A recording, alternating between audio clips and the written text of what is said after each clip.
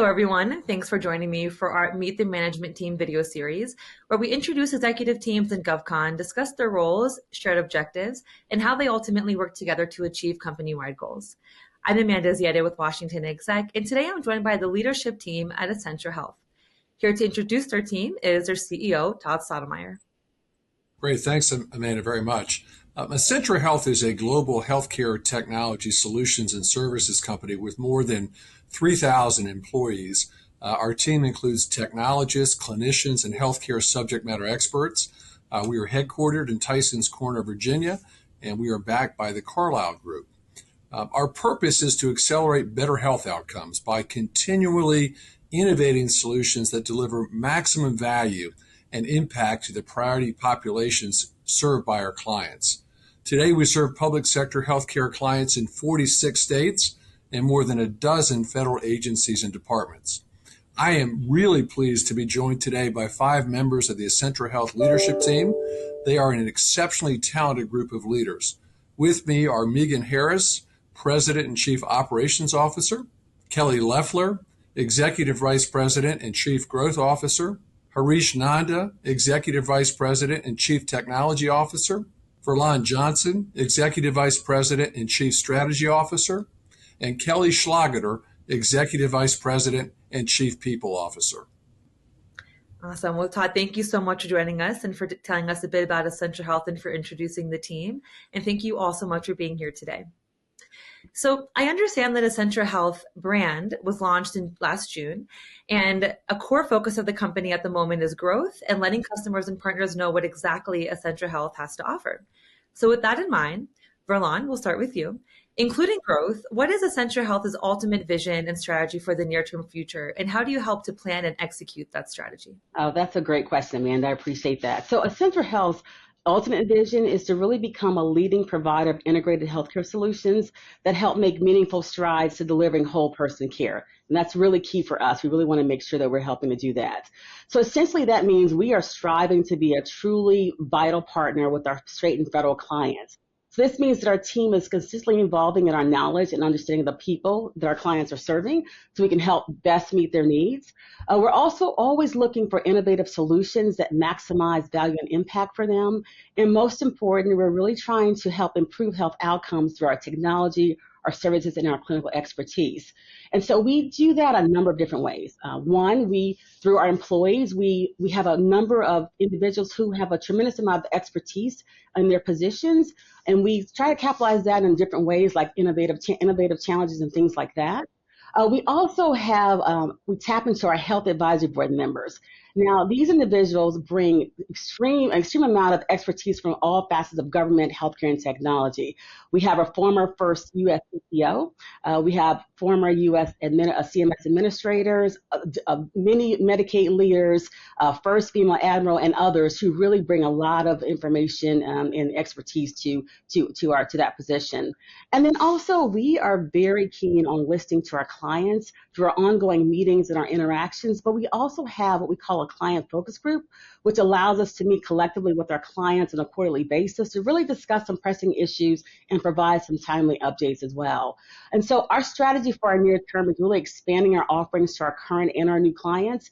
And we really want to leverage our expertise to drive impactful change in communities. And I want to say that again, we want to make sure it's impactful in how we're driving and helping to drive that change. So we've done some great things in many different states across the country. We know, for instance, that social determinants of health and health-related social needs is a key issue that states are trying to address. We've done some great work of that already in Oregon. And so for us, it's about saying, how do we do more of that across the board as well? And so as a key team member here with my colleagues, I play a real critical role in that and executing the strategy. I collaborate, obviously, across the board with all of my team members here, with our staff across the board, our consulting partners and other stakeholders to really develop some truly innovative initiatives that can align with our vision. So that's how we really try to do that. Awesome. Well, thank you so much, Verlon. So Kelly Loeffler, what are Acentra Health's top growth initiatives and how are you helping to drive those? Thanks, Amanda. Well, I'm excited to partner with my colleagues and all the experts that we have within the company to really stay true to our core business and focus on not only our clinical expertise, our quality oversight, our Medicaid enterprise systems, but also how do we take and merge the clinical expertise with the technology to bring those innovative solutions that Verlon touched on to our clients. So we really have a three-pronged approach about how we're going to grow. First is staying true to our core business. Second is how do we merge those technologies that I just talked about with our expertise and bring new innovative solutions that drive that meaningful impact. And then third is what are the new markets that we can go into where we can really make a difference because we're in a unique position to offer technology-enabled clinical services. Great. Thanks, Kelly. So Meghan, how do these objectives determine your operational goals for the company? Oh, Amanda, that's such a great question. And with so much going on, there are really just a few things that really come to mind. One is client-focused delivery. And so we all work under the guise of multiple contracts with multiple clients. And there's the written word in the contract, and then there's the spirit of what they're really looking for and the problems they're trying to solve. And keeping that problem solving in the first and foremost in the way that we do business. The second area is really about scalability. How do we continue to evolve as a company in using new and emerging technologies, AI, ML, and things of that nature to really be able to scale at the pace that we want to keep up with the marketplace and to the growth initiatives that both Verlon and Kelly have talked about. And the third place is really the flexibility and nimbleness of the way that we operate. We want to have predictable outcomes, predictable value to our customers. And at the same time, we want to have configurable systems and be able to move quickly through and meet the needs that they have that are emerging every day. Healthcare changes on a regular basis, nearly every day. And we need to keep up with that. And that's the other area we really want to focus on. All right. Thank you. All right. So Harish, as the CTO, what kinds of technologies are you adopting enterprise-wide to help with these initiatives? And are you also focused on customer-facing innovation? So it's a great question, Amanda. Strong technology alignment with business strategy is important for any business. And the business strategy is what guides a lot of our technology decisions. We were focused in terms of our customers and primarily identifying better ways to do things. So better, faster, and cheaper so we can deliver outstanding and exquisite results to our customer. And that is a key aspect of how we leverage technology. There's numerous technologies in place. We were the first to take advantage of the cloud technologies in the Medicaid space, and we've made significant investments with our cloud strategy, and we continue to evolve that area. The other aspect I would say is that we believe innovation is going to come bottoms up and not always top down. And we have a robust strategy where we ask our employees to participate in innovation challenges, proof of concepts, and more importantly, how do we take all of that and incorporate that into our technology roadmap. And that has been a huge game changer for us because who else can innovate better than the people on the front lines? Lastly, I would say is that AI, and that's a buzzword that everybody is hearing about, and we want to also leverage that at Acentra Health. And more importantly, we want to do it in a way that's meaningful, and also we want to deploy it carefully on how we enable business strategy. We believe in the mission of accelerating better health outcomes, and more importantly, believe that technology can play a key part in the Acentra Health's mission of accelerating better outcomes. All right. Thank you so much, Harish. So lastly, but certainly not least, Kelly Schlageter, our Chief People Officer. Does growth include workforce development, culture, and sustainment? And in thinking of those in terms of people, what do these initiatives mean for Acentra Health? Yeah, that's a really great question. I think about my role with my colleagues here on the call to help enable growth. And the way I think about that is a couple of ways. I believe that an engaged workforce is one of the, if not the key enabler for growth. And the way to an engaged workforce is through building a great culture. I think the second requirement for growth is making sure we have the right people in the right roles, starting with our leadership team. And we've done a lot of work around that this year. Also, the values we developed as part of our rebrand truly are our North Star, and it helps us all rally around the same mission, vision, and our values. They're passion, innovation, collaboration, which we've talked about, respect, and excellence. And they guide all of the people decisions we make, including how we hire, our total rewards approach, our emphasis on diversity, equity, inclusion, and belonging, and corporate social responsibility, and our emphasis on growth and development for our people. So I would say those are many of the ways that we think about building a great team and a great culture to support growth. All right, wonderful. Thank you all so much for sharing a bit about your specific roles and priorities. Our last question is for each of you.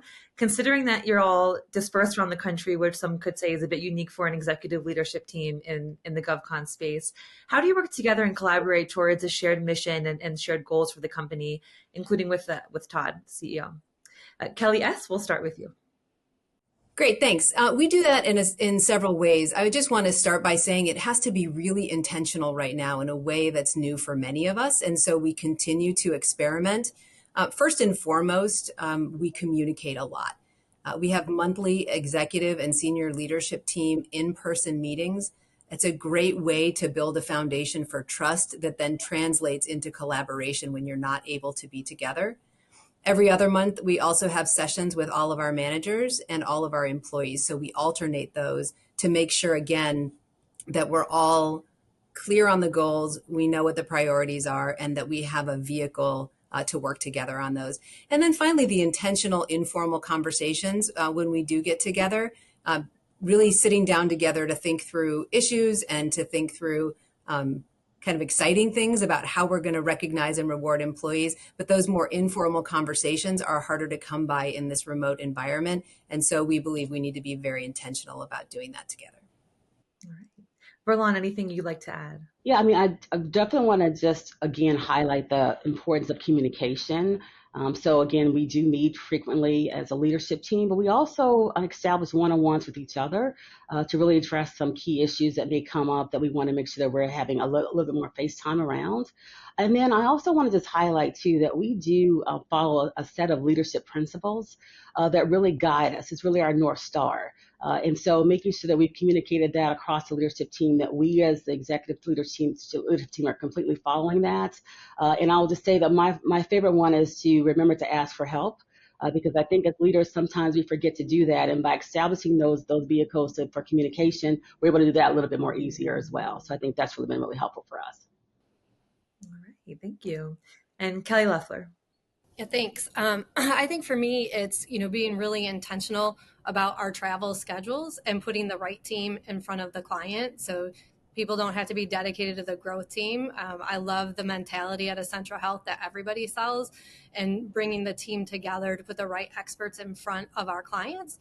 And then when we are together, making sure that we have fun and build those personal relationships. I mean, for me, I feel like, our executive team, they're my friends as well as my colleagues. And so that makes it easier to have conversations and send text messages and pick up the phone after hours to call and talk through some of the challenges or ideas and brainstorm and really get that energy going. I know Meghan and I don't live in the same city. We live in the same state, but there are multiple times where I'll pick up the phone and be like, I have this idea. And we just fuel each other off the passion that all of us have around serving our clients. And I think that's great. And I can do that with Harish and Kelly and Verlon and even Todd. I accidentally texted him on vacation one time because I was so excited. I'm like, oh, I forgot you're off. But I think it's just being intentional and sharing that energy regardless of where anyone resides. Awesome. And Meghan.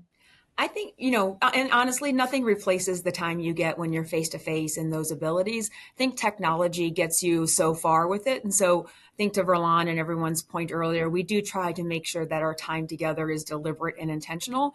And then I think when we're not together, it is finding the right cadence of both meetings versus emails versus all the other ways that we're able to communicate, and allowing us to have enough time in the day to do those things that Kelly Loeffler just mentioned, right? And to pick up the phone, and that we're not so crammed with meetings that maybe are not as important, and so that we do have time to do those more drive-by phone calls. So I think there isn't really anything that replaces it, but we continue to evolve, and I think we will continue to evolve. I think quality is at our nature. Quality improvement is at the roots of what we do as an organization, and we're going to keep trying until we get it exactly right. All right. Thank you so much. And Harish, you get the last word.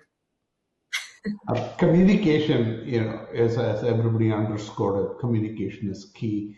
And more importantly, the trust we've built with each other and the trust we've built among the leaders within the organization, that's intense. As we straddle not only multiple time zones in the US, we also straddle geographies internationally. We really, really have to be intentional about how we communicate, who do we include, and more importantly, how do we make sure that everybody feels included? And all of that comes with a level of trust. I was talking to an employee this morning, and I said, "Oh, I'm so sorry, I forgot to mention this to you." And this individual's comment to me was, "Don't worry about it. I trust you'll make the right decision." And so when you have that type of trust among employees, among leaders, then you can build a great organization. This all makes perfect sense. And thank you all so much for joining me today. I know it's a unique experience and opportunity to be able to sit down with everybody, a part of the leadership and executive team. So I appreciate you being here and sharing a bit about your roles. Thank you very much.